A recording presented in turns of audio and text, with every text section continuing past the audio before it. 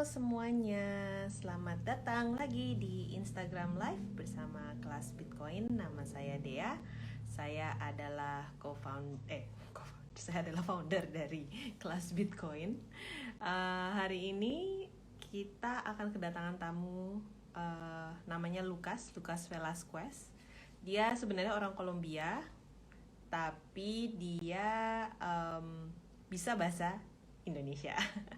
Dan ini bakal menarik sih karena Lucas dia bekerja di perusahaan peer-to-peer exchange dan juga sudah traveling kemana-mana, melihat situasi Bitcoin di berbagai negara dari Amerika Latin hingga di Indonesia. Jadi kita mau belajar Lucas. Jadi sambil menunggu Lucas, oh ya, sekarang ada Lucas. Halo. Halo, selamat sore. Selamat sore Lucas. Tadi saya baru kasih tahu ke teman-teman kalau ya memperkenalkan sedikit tentang Lucas. Jadi buat teman-teman nanti kita di sini bakal ngomongnya mix ya. Jadi ada bahasa Indonesia, ada bahasa Inggris juga ya. Biar kalau mau bahasa Spanyol juga bisa. Kalau mau bahasa Spanyol juga bisa. Oke, mungkin sebelum kita mulai, Lucas boleh nggak perkenalkan diri dulu? Iya, boleh banget. Ya, nama saya Lucas. Ya, mau mulai ya, mau bilang terima kasih banyak ke Dea dan saya sangat-sangat bisa ikut acara ini untuk share ya tentang Bitcoin dan ya opinion sih tentang apa yang lagi terjadi di Latin Amerika, specifically di El Salvador. Tapi ya, nama saya Lucas, saya orang Kolombia. Saya lagi bekerja dengan teknologi Bitcoin udah 6 tahun lebih. Saya mulai kerja dengan Bitcoin di Latin America, especially in Colombia dengan ATM Bitcoin untuk orang bisa beli dan jual Bitcoin. Dan ya, saya fall in love, saya jatuh cinta sama teknologi ini dan saya mau tetap kerja dan belajar tentang Bitcoin. Ya, terus. Dan ya, saya lagi belajar bahasa Indonesia, jadi saya juga minta maaf karena ada kesalahan.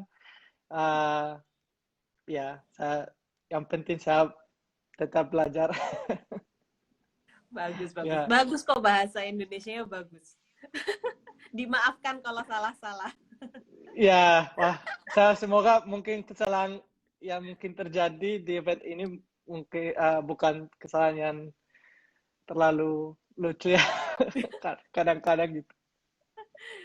Sip. Ya, too funny. Jadi Lucas kan sekarang bekerja di perusahaan Bitcoin, ya kan? Yang Ya, namanya betul. Paxful. Mungkin teman-teman di sini belum begitu kenal mungkin sama Paxful. Jadi sebenarnya apa sih Paxful itu? Terus apa yang bikin beda sama platform Bitcoin yang lain? Mungkin kayak ya kita kan banyak ada bursa kripto yang lain ya. Jadi apa bedanya Paxful sama yang lain?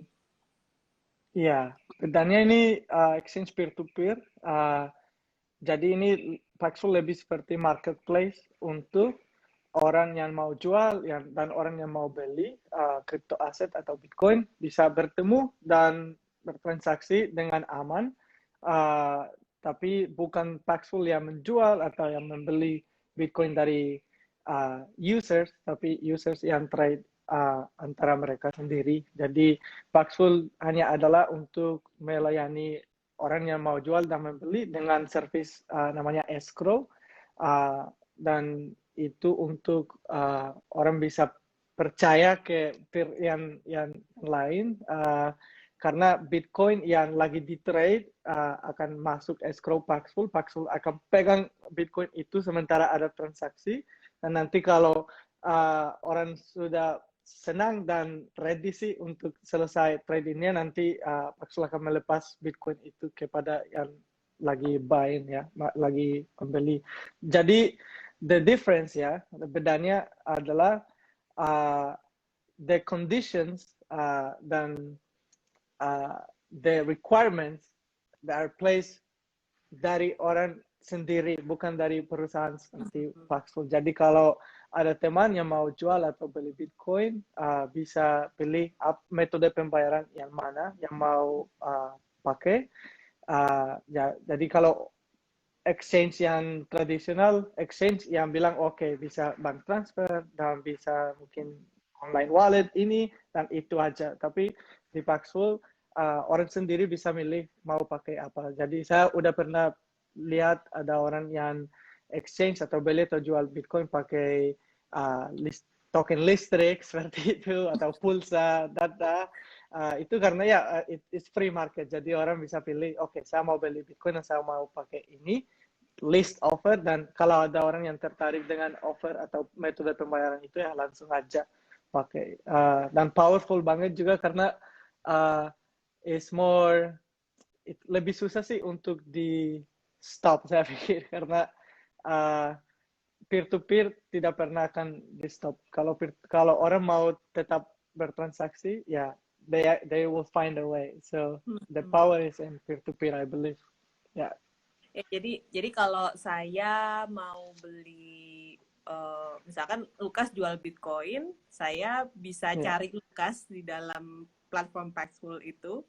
Terus betul. itu Lukas punya harga sendiri kan, jadi Lukas yang menentukan kira-kira harga yang mau dijual berapa harga Bitcoinnya, dan Lukas yang menentukan kayak mau jual, mau ditukernya pakai apa, mau ditukar pakai uang kah, mau ditukernya pakai pulsa listrik kah, gift card, gift card ya, itu power banget sih karena saya sendiri sih sudah coba ya, dan perbedaannya kayak kalau pakai bursa kripto yang biasanya kan ya udah tinggal klik beli gitu kan, selesai. Nah tapi kalau pakai Paxful kita harus ngobrol dulu sama penjualnya, jadi kayak datang ke toko gitu, kayak halo. Betul. Itu menarik sih, jadi kayak rasanya memang oh ya ini adalah komoditas gitu, ini kayak sama aja kayak aku mau beli dagangan apa gitu kan di toko sebelah gitu, sama aja kayak gitu sih. Betul. Dan mungkin kalau hari ini dia beli dengan saya dan saya kurang sopan atau kurang cepat dan ya dia nggak senang sama servis saya, ya besok beli di Paxful juga tapi dengan orang yang lain. Jadi bagus banget juga. Ya, saya juga suka ngobrol sama vendor gitu. Saya udah berteman sama beberapa vendor dan saya bisa tanya, wow, apa kabar, gimana keluarganya, atau ya selamat Idul Fitri gitu. Bagus. So, it feels human. It feels like you're interacting with human and not with just an app. Iya sih. Jadi teman-teman ya mungkin kalau penasaran bisa cek juga di paxful.com, itu kalian bisa ngecek user experience-nya gimana sih gitu. Mungkin nanti bisa komen juga di video ini kalau udah nyobain Paxful juga boleh. Nah, hari ini kan kita bakal bahas tentang El Salvador ya, Lukas ya. Karena ini adalah pemberitaan yang kalau bisa dibilang ya cukup menarik karena baru pertama kalinya negara ini memutuskan bahwa Bitcoin itu bisa diterima sebagai alat pembayaran yang sah oleh negara ya kan, legal tender for that country.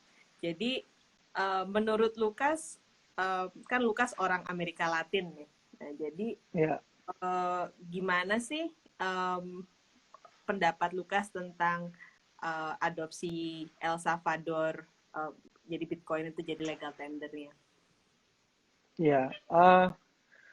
Menurutku adopsi itu kata yang sangat besar, sangat ada maksudnya yang sangat besar karena adopsi itu means orang-orang mulai pakai dan itu sudah masuk untuk daily lifestyle atau ya normal life untuk mereka. Jadi saya pikir law itu atau hukum Bitcoin itu bagus sih karena ada banyak orang yang akan mulai belajar tentang Bitcoin dan akan mulai dengar tentang Bitcoin lebih lagi ya. Tapi adopsi itu belum akan terjadi, pasti belum akan terjadi hanya karena ada hukum. Mungkin sih menurut saya it's like two opinions at the same time. So it's like ada dua posisi ya. Satu karena saya suka Bitcoin dan saya hold Bitcoin, saya paham Bitcoin. Saya senang karena wah ada lebih banyak orang yang akan mendengar tentang Bitcoin. Tapi saya juga khawatir karena in the law ya, hukum Bitcoin itu akan memaksa orang untuk menerima Bitcoin dan pakai Bitcoin. Jadi di El Salvador sekarang ada 90 hari dari hukum Bitcoin di desain ya, di tanda tangan. Ada 90 hari.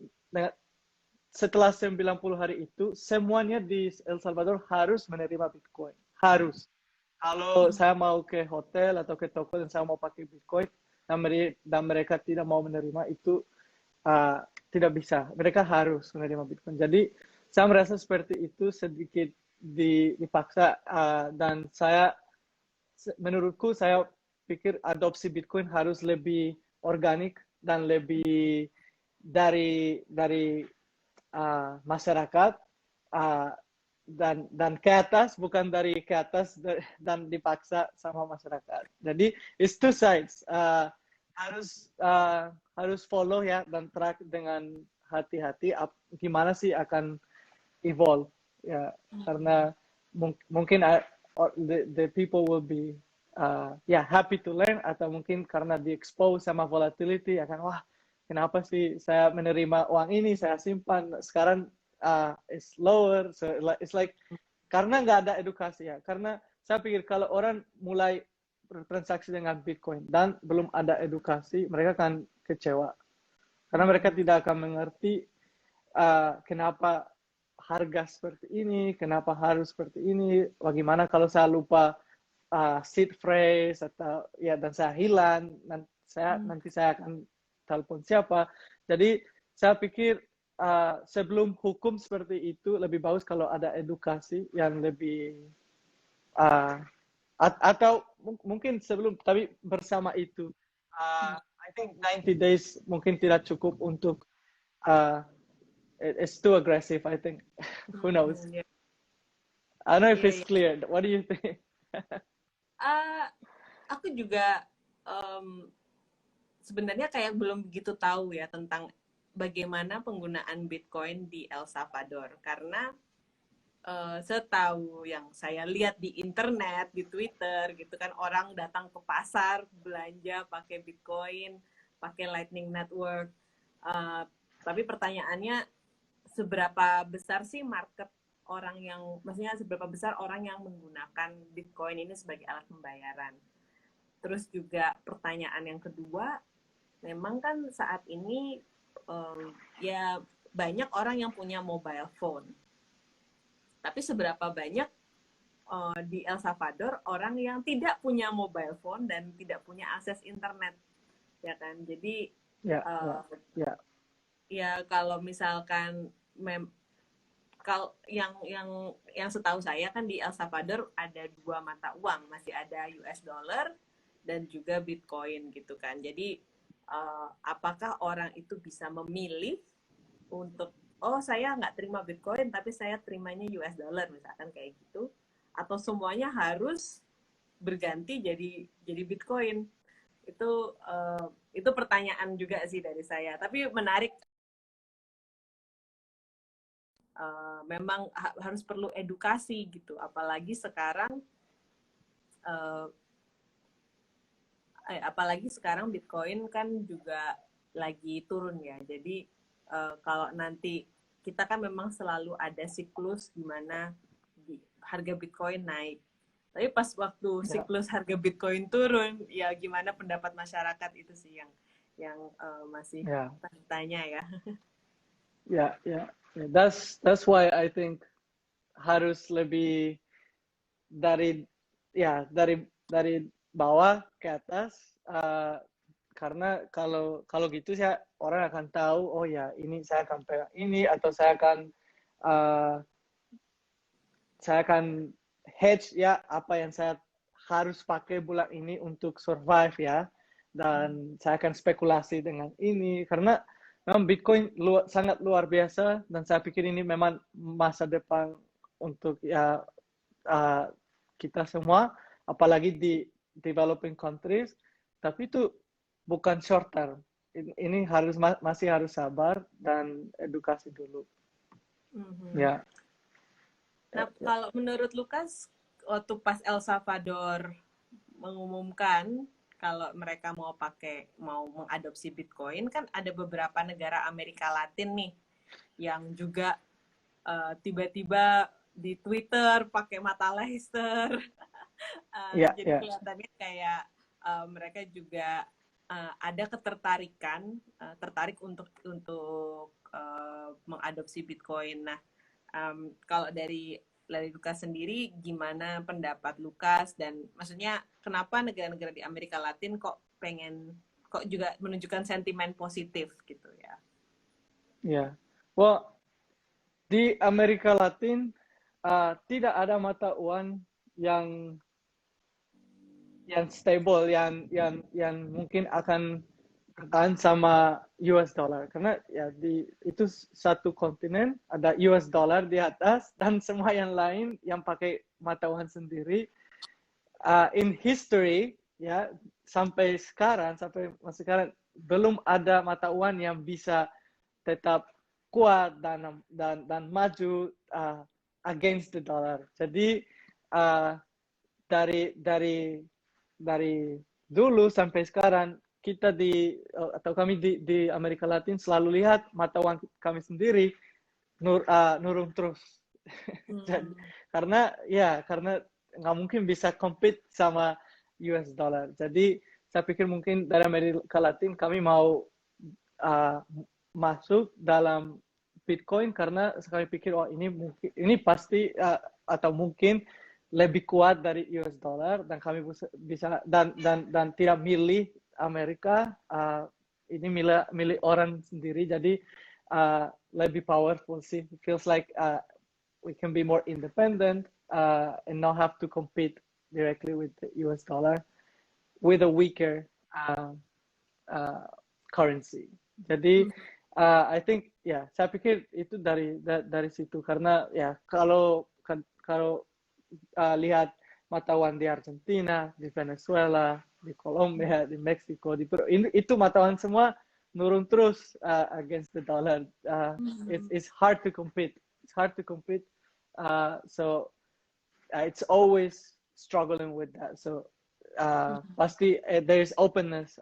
Orang di Latin Amerika udah terbuka untuk dapat option sih untuk adopsi mata uang yang lain, yang lebih kuat, karena sampai sekarang the only option was to adopt the dollar. So in Ecuador mereka pakai mata uang dolar, di El Salvador pakai mata uang dolar. Jadi the only option dulu is only adopsi terima dolar itu. Tapi orang yang tahu tentang ekonomi ada banyak yang bilang, wah nggak bagus sih kalau adopsi dolar, karena dolar itu juga lagi in a bad position, jadi we change from this to dollar, and it's so better to change to something stronger. Saya pikir karena itu, tapi juga ada beberapa politician yang mungkin suka tentang Bitcoin, tapi dulu nggak ada orang yang akan mendengar mereka karena ada subjek yang lebih penting, lebih urgent. Jadi mereka mau ambil keputusan ini untuk dapat ini penting mungkin, dan ya mereka mau ambil keputusan ini untuk make more visible their intentions. Dan saya pikir juga mungkin ada orang yang tidak terlalu committed tentang Bitcoin, tapi mau naik wave itu, dan kami juga hanya untuk menerima attention, I think. Mungkin ya. Mungkin bisa jadi biar nanti terkenal pas pemilu ke depannya. Ya, betul. Saya Dan politisi saya, yang ya, mendukung Bitcoin gitu. saya sebagai orang Amerika Latin, saya bisa percaya tentang itu karena banyak seperti itu.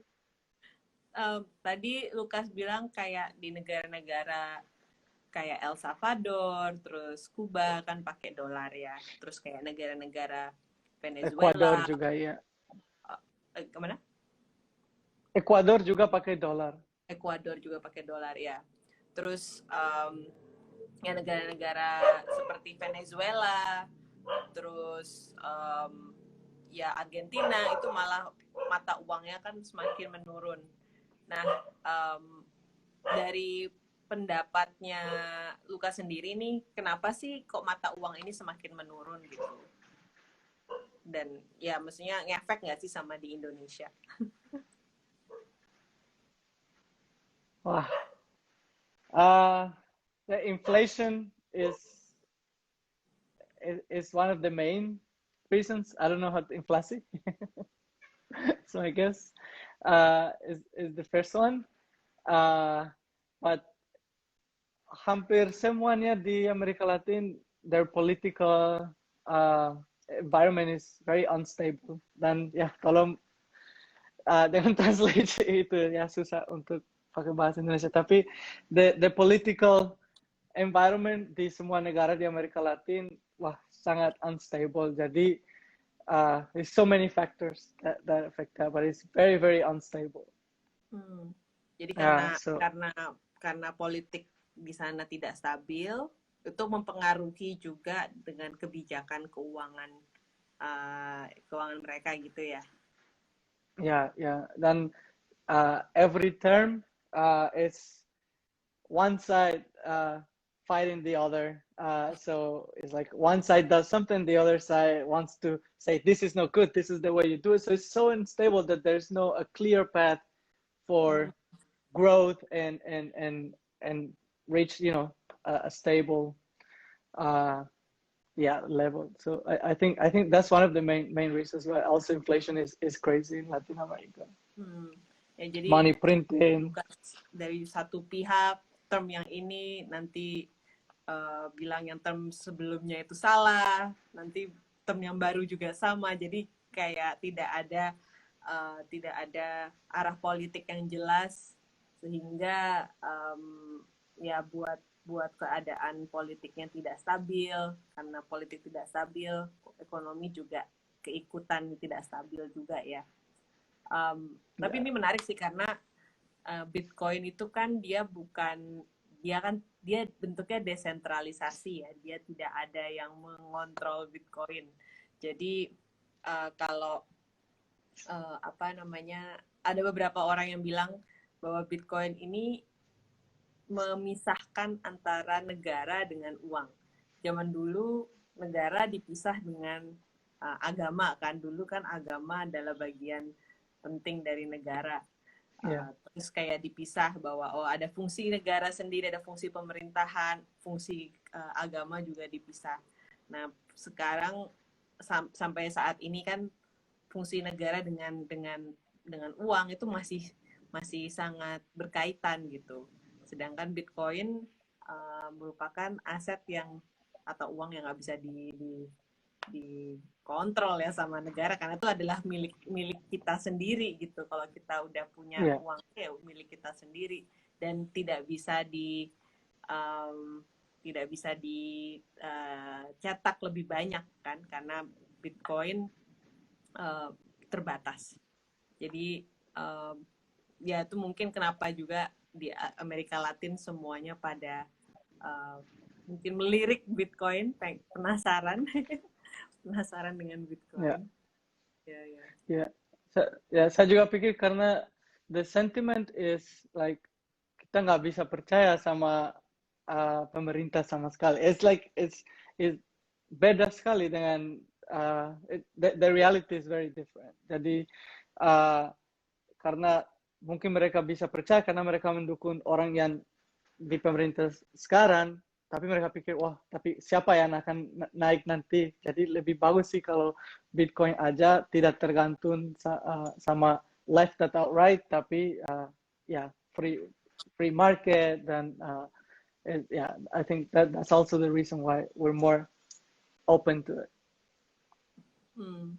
Dan baik lagi nih ke El Salvador. Menurut pandangan Lukas, itu gimana proses adopsi nanti ke depannya? Apakah menurut Lukas El Salvador bakal sukses mengadopsi Bitcoin atau apakah bakal banyak negara lain yang akan ikutan untuk mengadopsi Bitcoin? It's a hard question. Kan menurut pandangan aja. Ya. Menurut saya, it's going to be slower than we think. Jadi ada banyak hype sekarang di Twitter. Kalau lihat setelah ada hukum Bitcoin itu di El Salvador, ada banyak hype dari banyak orang yang tidak terlalu mengerti realitas di El Salvador dan pikir wah sekarang Salvador udah become futuristic country ya, ada flying cars, everything's gonna change. Tapi itu terlalu idealistik. In reality, sekarang adalah bertanggung jawab untuk orang yang akan edukasi masyarakat di El Salvador dan innovate dengan aplikasi, solutions.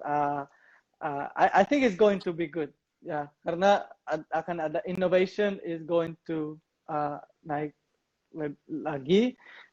Karena nggak ada panik sih, mungkin government akan nutup operasi saya atau akan bilang oh ini tidak legal. Jadi saya pikir wah innovation is going to I hope and menurutku akan naik terus karena seperti saya dari Kolombia di Kolombia ada banyak project sih tentang Bitcoin untuk Bitcoin Bank ya kayak gitu. Tapi karena belum ada regulation dan belum ada law, ada banyak yang takut karena bank account akan ditutup dan bagaimana. Jadi di El Salvador saya pikir itu bagus karena kalau ada orang yang punya ide, walaupun dari Salvador atau dari luar dan mau masuk dan invest di El Salvador, pasti mereka akan get great things. So I'm positive. Saya positif tentang itu. Tapi untuk orang pakai Bitcoin setiap hari saya pikir itu it's going to be more like long term. It's going to be slower. And I hope many companies start going hard on education. Sekarang sih Bitcoin Beach, they do a great job with education. But I think we need like hundreds of those initiatives to really reach mainstream, I guess, or like massive adoption. Every country needs that. That's true. Padahal El Salvador negara kecil ya, cuma 6 juta penduduk aja ya. Tapi menurut saya juga buat negara kecil kayak El Salvador, ini resikonya nggak terlalu besar gitu. Kalau berbeda kalau misalkan Indonesia mau mengadopsi, wah itu mungkin banyak sekali PR-nya. Atau Amerika mau mengadopsi, wah itu tambah banyak lagi PR-nya. Ya, betul. Banyak yang harus diurus gitu. Tapi El Salvador mungkin juga kayak tadi Lukas bilang, mereka cuman sekarang itu pakainya US dollar, mereka tidak punya mata uang mereka sendiri kan. Jadi buat mereka ini tuh kayak cuma nambah mata uang aja, tapi tidak ada kaitannya dengan negara karena mereka juga tidak mencetak uangnya sendiri gitu kan ya. Ya, betul. Jadi ya sih benar sih, tapi dan yang saya baca juga di El Salvador sekarang katanya rencananya orang bisa mendapatkan citizenship, bisa mendapatkan kewarganegaraan kalau punya berapa Bitcoin gitu. Tiga Bitcoin katanya. 3 Bitcoin udah bisa dapat paspor El Salvador ya. Tapi kayak beberapa negara kayak negara apa itu ya, Saint Kitts, kan ada negara-negara kecil nih, negara-negara kecil mereka juga memberikan opportunity atau kesempatan buat orang bisa jadi warga negara dari negaranya kalau mereka mau berinvestasi kayak di Saint Kitts tuh kalau nggak salah 100.000 atau 200.000 dolar gitu bisa dapat paspor dari Saint Kitts dan bisa ya bisa tinggal di sana, bisa beli properti di sana gitu. Jadi kayaknya El Salvador mau menarik para bitcoiner di luar negeri ini, makanya mungkin hype-nya gede ya, padahal ya kita juga nggak tahu kayak gimana itu. Ya, mungkin ada banyak orang yang akan pikir, wah bagus sih, saya mau citizen dari negara yang udah mengadopsi atau menerima Bitcoin sebagai legal tender. Jadi mereka kan, karena di dalam Bitcoiners ini ada banyak yang udah nggak mau sih tetap di negara yang mereka sendiri karena feel oppressed atau gitu. Ada sentiment itu mungkin ya. Oh, I'll be land of the free, Salvador. Ya. Jadi, tidak mahal ya. 3 Bitcoin itu gak mahal sih untuk dapat citizenship yang baru. Kalau lagi bear market kayak gini, lagi turun, ya, masih nggak mahal. Nanti kalau Bitcoin udah sampai puncaknya baru, aduh, 3 Bitcoin. Iya. Betul. Tapi dia dengar enggak, maksudnya kan kayak Lukas kan juga bisa dibilang digital nomad family ya, punya sama keluarga keliling dunia gitu. Menurut Lukas sendiri menarik nggak sih ada offer untuk bisa jadi citizenship, dapat citizenship di El Salvador dengan menggunakan 3 Bitcoin gitu? Menurut Lukas gimana? Ya, menarik karena kalau ada satu yang fail ya dan ada masalah sih, ada yang lain. Aku sih kalau bisa pegang dua-duanya baru bagus sih. Kalau untuk saya orang Kolombia bisa pegang beberapa nationality at the same time. Jadi sih ya menarik. Dan saya punya banyak teman dari Venezuela yang mereka di luar negeri dan mereka mau renovasi paspornya, tapi sekarang nggak bisa sih karena situasi di sana sangat gila. Jadi mereka pasti akan mau coba seperti itu. Dan juga ada orang yang mungkin sekarang tidak di situasi seperti Venezuela, tapi takut mungkin akan terjadi di negara mereka sendiri. Jadi wah, mungkin bagus sih untuk ada plan B, rencana ya plan B. Oke. Iya, menurut. Mungkin nanti kita dengar, oh ternyata Lukas sudah punya paspor El Salvador. Ya, sama. Malah sih jauh banget. Jauh ya, tapi kan deket sama Kolombia, siapa tahu ya. Iya. Tapi jauh banget dari Garuda. Jauh banget dari Garuda.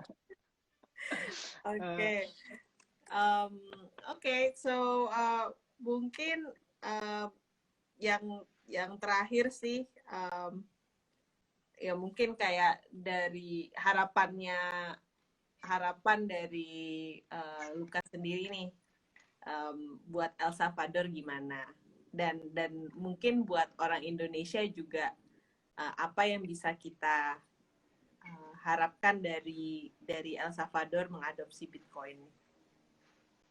Ya, bagus sih. Saya pikir the first thing adalah edukasi. Ya, itu yang pertama, edukasi. Jadi kita butuh mungkin saya nggak tahu sih beberapa kelas Bitcoin lagi di Indonesia yang memang komit ya dan mau investasi di education dan percaya sama education adalah cara yang bagus sih, yang baik untuk adopsi. Jadi saya pikir the first thing is edukasi. Tapi sebelum menjawab pertanyaan ini, saya mau tanya sama Kada udah dengar di El Salvador mereka kan ada wallet sendiri yang milih dari pemerintah atau enggak? Oh enggak udah tahu. Dengar itu? Iya, karena itu saya pikir itu menarik banget ya. Karena pemerintah akan punya wallet sendiri dan mereka kan ya pasti ada banyak orang yang akan pikir oh inilah wallet Bitcoin wallet karena dari pemerintah. Dan ya saya mau tanya menurut kalian gimana sih kalau mau store atau pakai wallet yang memang membuat dan mengkontrol dari pemerintah? Tergantung kalau kitanya bisa apakah kita bisa mengambil seed phrase dari walletnya itu kan, private keys-nya ya. Jadi kalau di wallet yang lain, wallet yang biasanya kan ada hot wallet itu yang terkoneksi di internet, cold wallet itu yang tidak terkoneksi di internet ya kan. Tapi yang paling penting dari wallet tersebut adalah kita harus punya private keys itu kalau memang pengen pegang Bitcoin-nya itu sendiri dan pengen bertanggung jawab terhadap kepemilikan Bitcoin. Karena kalau udah punya private keys-nya, ya kalau misalkan Bitcoin-nya hilang atau gimana, itu ya tanggung jawab kita pribadi. Tapi kalau misalkan memang ini dari pemerintah, ya kita harus cari tahu gitu, bisa nggak sih kita dapat seed phrase-nya, yang pertama ya. Terus yang kedua, saran ya maksudnya kalau saya pribadi sih saya tidak pernah put everything in one basket ya. Jadi kayak ya sama kayak mungkin kita punya akun bank, mungkin ada akun bank buat nabung bisnis haji, ini akun bank buat sehari-hari gitu kan. Jadi dipecah-pecah.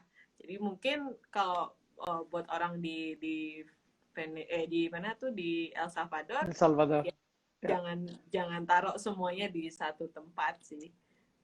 Dan harus dites juga, bisa nggak kalau memang ada private keys-nya, bisa nggak private keys itu dicoba di wallet aplikasi lain, keluar nggak? Betul. Ya, tapi saya sangat tertarik tentang itu karena it's like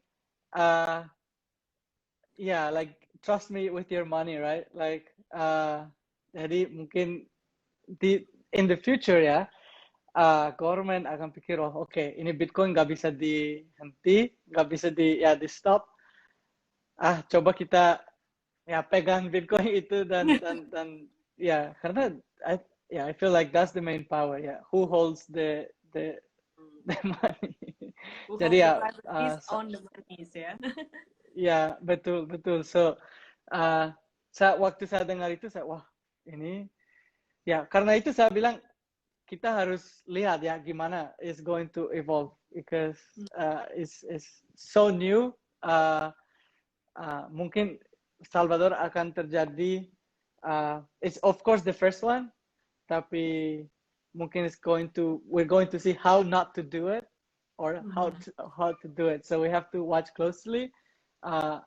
Dan saya pikir yang penting kita tidak ikut trend aja, tapi more objektif dan belajar tentang situasi itu. Karena mungkin saya lihat ada banyak hype, banyak ini bagus, presiden ini hebat, he's like a hero. Tapi kita nggak tahu sih apa yang dia benar-benar intentions apa yang dia mau kita lihat dulu sabar dulu. Mudah-mudahannya itu bagus sih, tapi siapa yang tahu. Kita lihat saja nanti. Kita lihat saja kita lihat saja supaya nanti waktu untuk Indonesia maju terus dengan teknologi ini kita bisa lihat inilah cara yang mungkin lebih aman dan bagus. Karena seperti Kadea bilang itu bahaya juga. Like saya pikir negara seperti Indonesia, sebesar seperti Indonesia, ambil how do you say decision, keputusan ya. I was confused, keputusan dan kesempatan. Saya selalu keputusan, decision, kesempatan, jadi, opportunity. Jadi dengan saya pikir harus lihat dulu dan learn a lot. It's not going to be that easy. But the best way is from education from the ground up. I think that's the power. Like people learning and interacting with the technology in an organical way because they want, because they understand, is way more powerful than just making people do what I say. I Ya, think, as in my opinion. ya, jadi harus edukasinya harus dikencengin, harus tapi dari bawah dulu gitu, bukan dipaksa ya, kayak katanya Lukas tadi, jangan dipaksa. Ini ada komentar nih dari Elva Moso Marvin, dia bilang Lukas sangat ahli dalam Bitcoin. Berkat dia saya banyak mendapatkan penghasilan. Ini Ini teman saya kayaknya dari vendor Meksiko. nih. Gimana? Ya. Ini teman saya dari Meksiko, pasti dia pakai Google Translate. Tapi bagus sih, belajar bahasa Indonesia, Marvin. Oh, Ayo. Hai Elva Moso Marvin. Ya. Hola, ¿cómo estás? Sip. Oke, mungkin mungkin yang terakhir kali buat teman-teman nih yang pengen kontak Lukas, pengen pakai Paxful, gimana caranya nih? Iya, kalau lebih gampang kalau di Twitter, Lucas Velasquez, sama seperti di sini di Instagram, Lucas Velasquez pakai double Z at the end, di belakang.